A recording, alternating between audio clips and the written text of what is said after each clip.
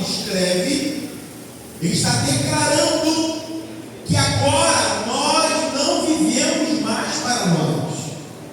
A sua vida agora não é mais sua. A sua vida agora tem um dono. E o dono se chama Jesus. Todos aqueles que entregam a sua vida para o Senhor, ele precisa entender e compreender que agora a sua missão é cuidar daqueles que ainda não receberam o Senhor como seu Salvador, como Senhor da sua vida. Quem está entendendo que é glória a Deus? Na semana passada nós começamos a falar sobre vida abundante.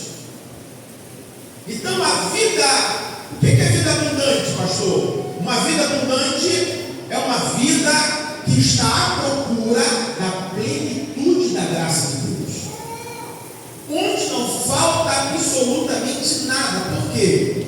Essa pessoa ela está plena da graça de Deus.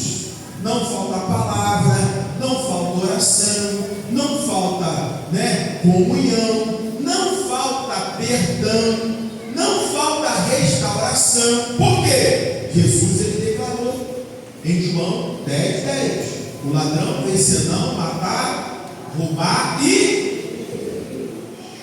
mas ele vai declarar: eu vim para que tenham e a tenham em abundância.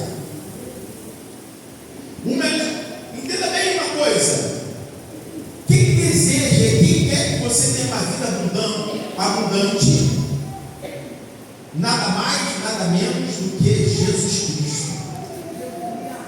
Ele deseja que todo ser humano da face da terra tenha uma vida abundante. Pois bem, para termos uma vida abundante, nós precisamos entender no texto que nós lemos, acabamos de ler agora, que ele morreu por todos nós, para que os que vivam não vivam mais para si mesmo. Você não tem mais vontade própria, você não faz mais o que você quer, você não faz mais o que realiza. Por quê? Porque Cristo agora ele é Senhor sobre a sua vida. Ele não quer somente te salvar, ele não é somente Salvador, ele também é Senhor. Diga glória a Deus. Então o apóstolo Paulo ele vem declarando nesse capítulo a qual nós terminamos de ler, ele vem falando sobre a morte e a ressurreição de Cristo. Entenda bem, irmãos, quando nós falamos de Páscoa, hoje se comemora a Páscoa, Páscoa não é coelhinho, Páscoa não é chocolate. Por mais que a gente goste, por mais que a gente goste de chocolate, não. Mas Páscoa não é isso, querido. A essência da Páscoa não é chocolate. As crianças vão ganhar hoje de chocolate, mas a essência da Páscoa não é isso. O sistema do mundo, o sistema maligno, tem tentado tirar a essência do que significa realmente o sentido da Páscoa. Para você entender rapidamente, e você pega rápido, no Antigo Testamento, a Páscoa simboliza a libertação do povo de Deus do Egito. 430 anos, eles viveram escravizados por Faraó. Então Deus levantou Moisés com as suas mãos fortes e poderosas para libertar o seu povo do Egito e direcionar o seu povo a uma terra que mana leite e mel. Então fixa isso na sua mente. Páscoa no Antigo Testamento significa libertação. Aleluia! Salvação. E no Novo Testamento, pastor? Oh, glória a Deus, vai merecer glória. No Novo Testamento representa a morte e a ressurreição de Cristo. Estávamos mortos e Ele nos deu vida. Estávamos longe e Ele nos trouxe para perto. Estávamos condenados ao inferno, mas Jesus, Ele veio, deu sua própria vida em resgate de mim e de você.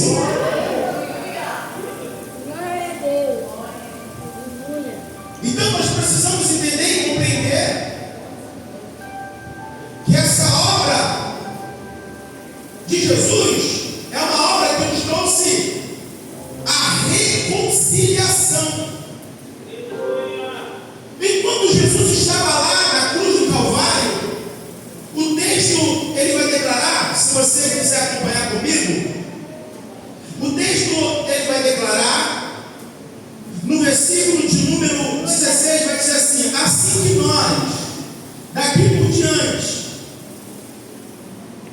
ou melhor, versículo 18, ora, tudo provém de Deus, que nos reconciliou consigo mesmo, por meio de Cristo, e nos deu, olha aí, e nos deu o ministério da reconciliação. O pecado, querido, o pecado trouxe doenças, o pecado trouxe enfermidade, o pecado, entenda bem, separou o homem de Deus. O pecado trouxe a morte. Romanos capítulo número 5, Paulo vai declarar que todos pecaram e destituídos estão da glória de Deus. Alguém disse assim: pastor, eu não mato, não roubo, não faço isso, não faço aquilo outro. Meu querido, não é a concepção do que você faz de bom ou de ruim. Ninguém aqui é bom. Muito menos eu que falo contigo. Eu todo dia necessito da graça de Deus. Todos nós necessitamos do perdão do nosso pecado. E Paulo ele vai declarar que o salário do pecado é a morte, mas o dom gratuito de Deus é a vida eterna. Aleluia! Todos pecaram. Se você tiver muito dinheiro, pouco dinheiro, negro, branco, alto, baixo, não tem seleção para Deus. Todos pecaram. Por quê, pastor? Porque nós já fomos gerados de Adão. A nossa natureza, a primeira natureza nossa é a natureza adâmica, é a natureza caída. Alguém te ensinou a sentir raiva de alguém? Não. Alguém te ensinou, entenda bem, alguém te ensinou a afrontar alguém quando você é afrontado? Não. Isso já faz parte da natureza humana, já faz parte da natureza caída. Mas o que Deus ele fez? Nós já lemos aqui na noite desse dia, em João capítulo 3, verso 16: porque Deus amou o mundo de tal maneira que deu o seu Filho unigênito, para todo aquele que nele crê não pereça, mas tenha vida eterna. Então, Jesus ele veio para trazer novamente a aliança que o homem tinha quebrado com Deus. Jesus ele veio para trazer a reconciliação novamente do homem para com Deus. Ele vai declarar que aonde abundou o pecado, superou a graça de Deus. Querido, eu e você estávamos perdidos, eu e você estávamos condenados ao inferno, mas Deus enviou o seu melhor, que foi o seu Filho Jesus Cristo. Aleluia! O seu único Filho, aquele que nos antecedeu, aquele que desde o princípio é o Verbo, aquele que veio para dar sua própria vida, aquele que veio restaurar novamente o ser humano ao seu Pai. E a Capolice do Lema lá trouxe aqui uma palavra de Isaías capítulo 53. Que palavra maravilhosa! Ele sofreu, ele foi moído pelo Pai. Então o fato de você ser filho não significa que as coisas vão ficar fáceis. O fato de você ser um cristão não significa que as coisas vão ficar a seu favor. Não, significa que o seu Pai está contigo. Significa que o seu Pai é o seu porto seguro. E ela declarou aqui no Isaías 53 que foi do agrado do Pai. Olha só, irmão. Foi do agrado do Pai morrê-lo. Foi do agrado do Pai fazer ele sofrer. Ele foi como ovelha muda para o matadouro. Não abriu a sua boca, ele foi acusado. Ele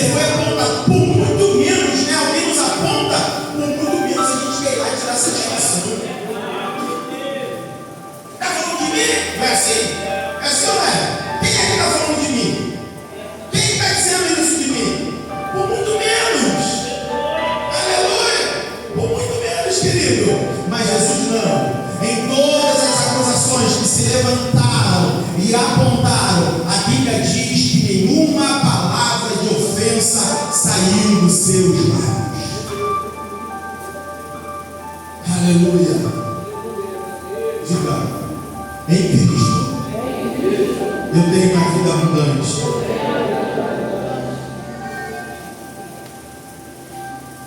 Entenda o que Paulo ele vai declarar. No capítulo de número 5 de 2 Coríntios, no verso 17, ele vai declarar o seguinte: que aquele que está em Cristo, nova criatura, nova criatura, essa nova criatura aí é uma nova natureza que você recebe. Alguém diz assim, né? Poxa, lá no mundo eu batia, eu fazia, não levava fruta para casa, agora virou crente e ficou bobão. Não é que ficou bobão. Agora você tem raciocínio, agora você pensa segundo a palavra, você não age mais segundo os seus impulsos emocionais, agora você age segundo a palavra de Deus. Todo aquele que está em Cristo é uma nova criatura, ou seja, é uma nova natureza que é gerada dentro de você. Jesus nos deu esse exemplo, e Ele quer manifestar essa nova natureza dentro de você. Aleluia. Diga agora, a natureza de Deus em mim. Eu não vivo só para mim. Diga, eu vivo em função do outro. E eu preciso finalizar aqui justamente falando sobre discipulado. Discipulado é justamente isso. É você gerar a vida de Jesus no outro. E não é fácil. Por quê, pastor? Porque você vai ter que se relacionar com o outro. Você vai ter que conversar com o outro. Você vai ter que orar pelo outro. Jesus ele declarou que quem quiser vir após mim, ele precisa fazer três coisas: negar a mim mesmo, tomar a minha cruz e seguir. Negar a si mesmo, a gente não anda mais segundo a nossa natureza. Carregar a cruz é sofrimento. Você quer seguir Jesus? Tem sofrimento. O pessoal está falando aí, é carro, é casa. Jesus não prometeu nada disso. Você quer isso? Quer carro? Quer casa? Trabalha. Tem dinheiro que você vai ter. O que Jesus prometeu para mim e para você foi a vida eterna com Ele. Aleluia! O que Ele prometeu foi a vida eterna. Então, no discipulado, eu preciso ter o olhar de Jesus. Digo, o meu olhar passa a ser o olhar de Jesus. Por isso que Deus, Ele veio e reconciliou com Jesus o homem. Agora, o homem em Cristo Jesus, ele passa a ter o olhar de Jesus. Eu quero fazer uma pergunta para você. Talvez vai te chocar um pouco, mas é necessário. Como você tem olhado o seu irmão? Como você tem olhado as pessoas na rua? Como você tem olhado as pessoas que atravessam o seu caminho? Quando Cristo ele reina em nós precisamos ter o olhar de Jesus. O pré-julgamento, entenda bem, o pré-julgamento não existe mais. Por quê? Porque o seu olhar agora é o olhar de Jesus. Amém? Quem está comigo? Quem está comigo? O seu olhar agora é o olhar de quem? Jesus. Você precisa ter o olhar de Jesus. Conforme a pastora Denise falou aqui, nós fomos ali, eu juntamente com ela e com a pastora, com a missionária Laísa. Fomos na Cracolândia aqui na estação de Camará. Fazia tempo que eu não ia lá. Vamos lá à procura de um rapaz. Olha, chegamos num lugar, o rapaz chegou assim para mim e falou assim: pastor, Talvez esse rapaz que você esteja procurando não esteja aqui, esteja lá no submundo. O quê? Submundo? Eu falei, meu Deus, onde foi que você está? Esse submundo aí, meu filho? Ele, não, mas você vai aqui pela linha do trem que atravessa aqui do outro lado, lá no meio dos matos. Lá é o submundo. Vamos lá. Eu falei, vamos lá nesse tal submundo aí, que é para ser esse. Jesus foi lá e resgatou a chave da morte do inferno. Aleluia! Porque, irmão, onde você chega, você carrega a luz de Cristo. Aonde alguém chega, as trevas, elas têm que se dissipar. Não encontramos a pessoa que queríamos encontrar. Mas daqui a pouco Deus enviou 2 alunos. Pastor, o senhor por mim?